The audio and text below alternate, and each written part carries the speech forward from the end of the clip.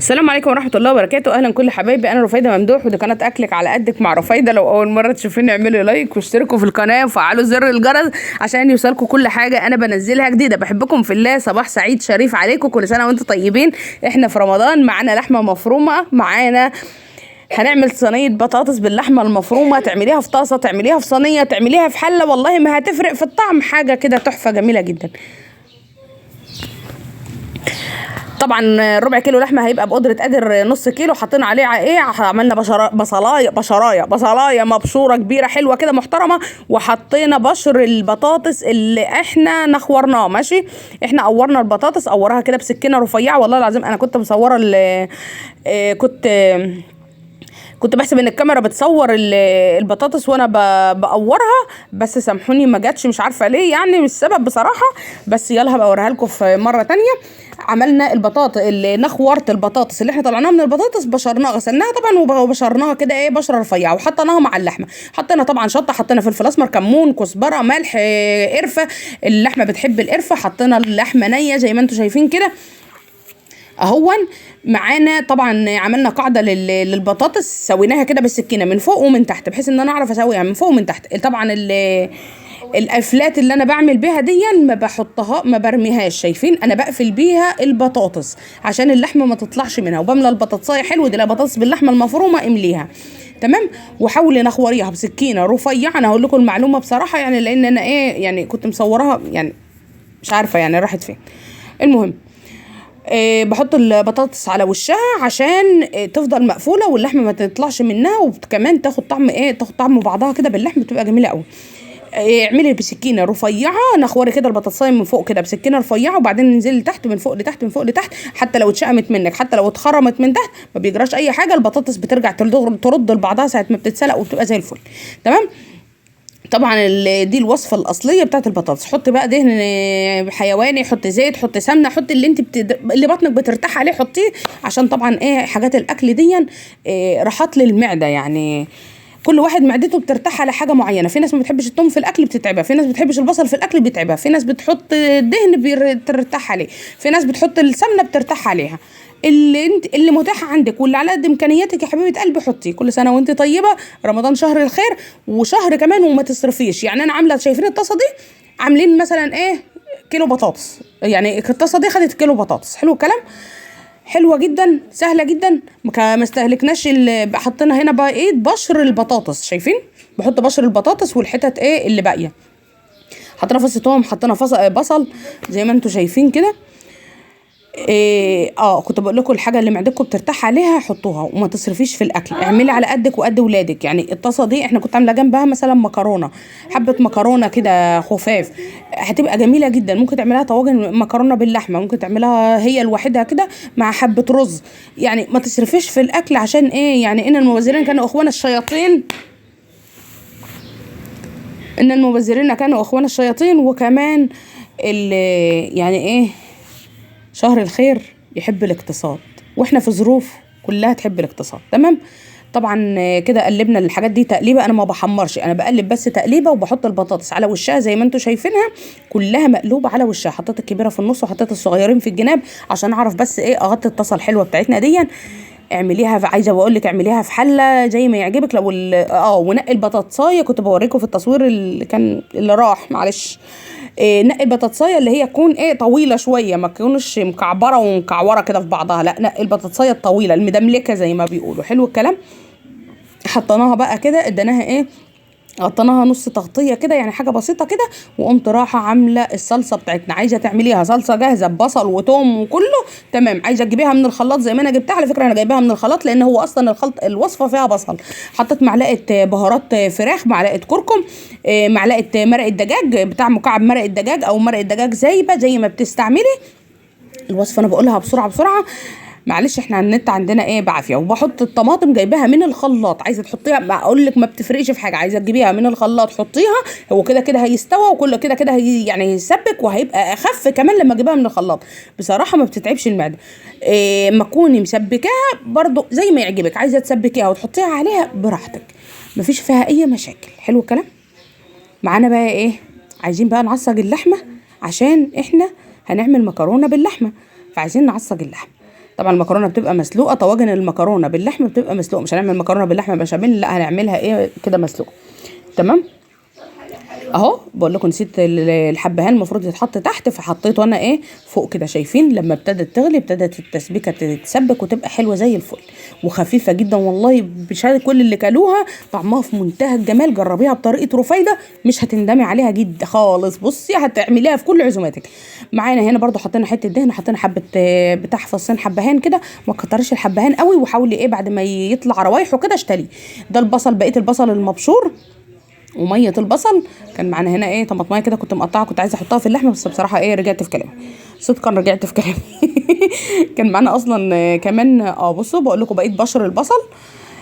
اللحمه اللي انا بعملها دي مش اللحمه اللي انتوا شفتوها في الاول، اللحمه اللي انا بعملها دي كانت متعصجه عندي بس كانت لحمه بصل بس. تمام. كانت متعصجه اهي جاهزه، لحمه بصل بقرن فلفل، اكتر من كده ما كانش محطوط فيها. فحبيت ايه ازيد الكميه شويه لان هو كان طبق زي ما انتم شايفين كده، فانا عايزه اعمل ايه كذا طاجن، يعني عايزه اعمل على قدنا طواجن مكرونه باللحم. فحطيت اهون كملت، حطيت بقيه بشر البطاطس فيها.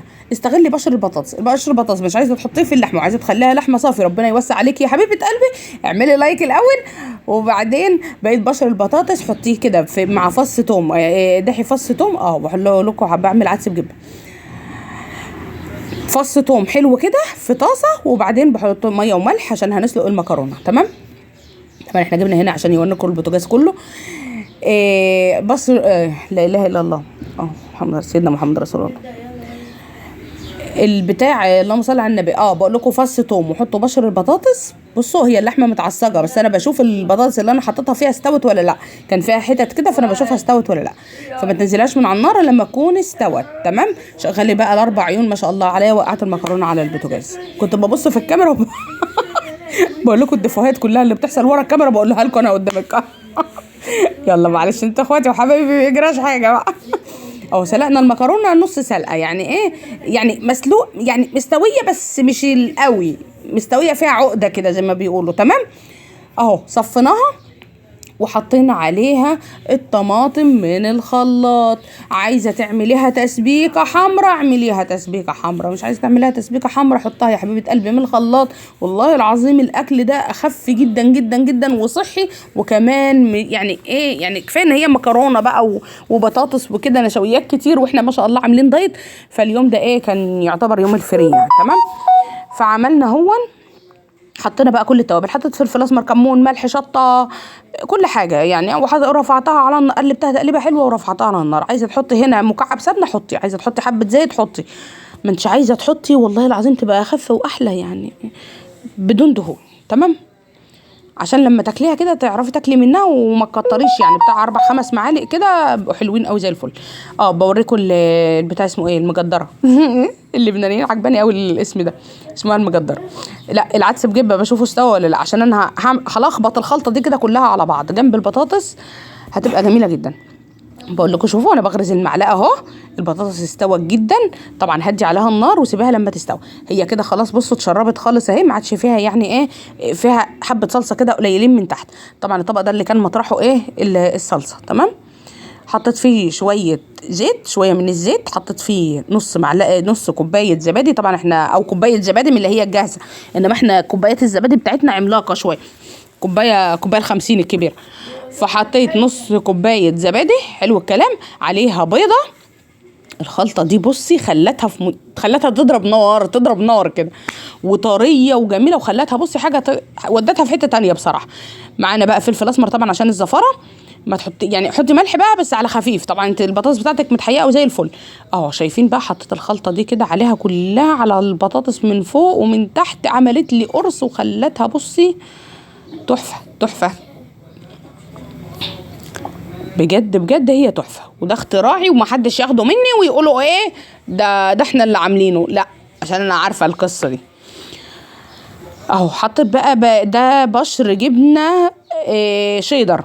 عايزه تحطي جبنه رومي حطي، عايزه تحطي جبنه موتزاريلا حطي، مش عايزه تحطي والله ما تحطيش، والله يعني ما هتفرق في حاجه يعني، بس ايه يعني زياده شكل وزياده طعم وكده يعني، الحاجات دي بتعزز قوي يعني. حطي حبه جبنه شيدر عندك، حطي حبه جبنه رومي، حبه جبنه موتزاريلا. ايوه يا حبايبي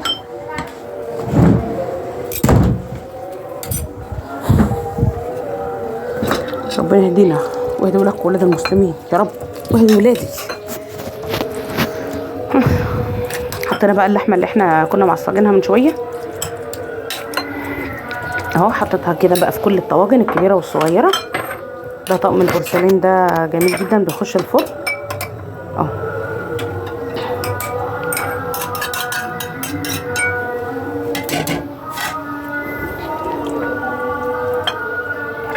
حسيتها قليله شويه الطاجن الاخير دون، فايه انا عامله على قدنا احنا يعني عشان ما يفوتش. والله العظيم وفاض برضه، يعني الاكل اللي انتوا شايفينه قليل ده كده فاض.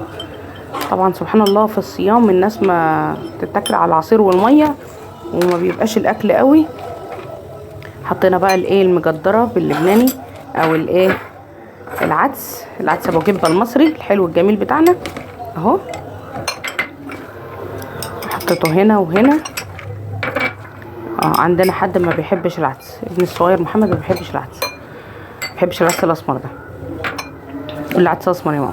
شايفين المكرونه خدت شفشفت برضو على النار جميله جدا. ما تقلبيش فيها كتير المكرونه، هدي عليها النار وساعه ما تحطي صلصه سيبيها وخلاص وهتستوي، هتبقى زي الفل، ان هي اصلا كانت نص سوا.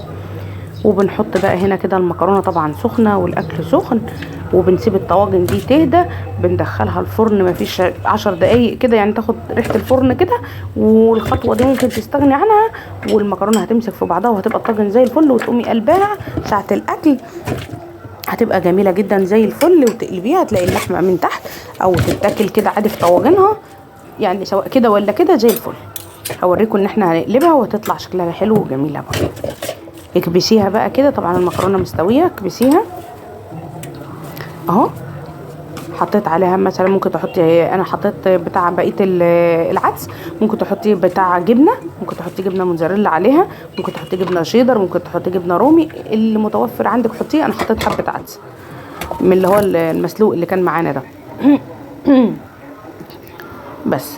ودخلتهم الفرن، خدوا ايه يعتبر خدوا سيكه كده مكان الفرن. ما تضغطيش على البتاع قوي اهو.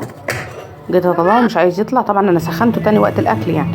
دي صينيه البطاطس بعد ما طلعت يا حبايبي، حاجه كده بصوا، حاجه كده تحفه تحفه تحفه بجد يعني. جربيها وما تنسيش تعملي لايك وتشتركوا في القناه. انا حبيت اقلبها عشان وشها يطلع فوق وتطلع تحت، فطلعت ايه بصراحه، طلعت ايه مبهدله، فطلعيها واحده واحده احسن لك يعني. وهي كده جميله اهو، بس انا حبيت اللون اللي محمر يطلع من فوق، فقلبت البطاطس تاني تمام. والله حطيتها في صينيتها، قلبتيها على وشها، قلبتيها بطاطسايه جميله جدا. شايفين طواجن المكرونه لما قلبتها في الاطباق اهي، شايفين ما شاء الله شكل البطاطس حاجه كده تحفه، حاجه فاخر من الاخر يعني، شغل مطاعم. والصينيه وبتاع طواجن المكرونه حاجه كده جميله. ويلا عصيرك ويلا ميتك ويلا الاذان بجدا، ويلا بسرعه، والسلام عليكم ورحمه الله وبركاته. بحبكم في الله.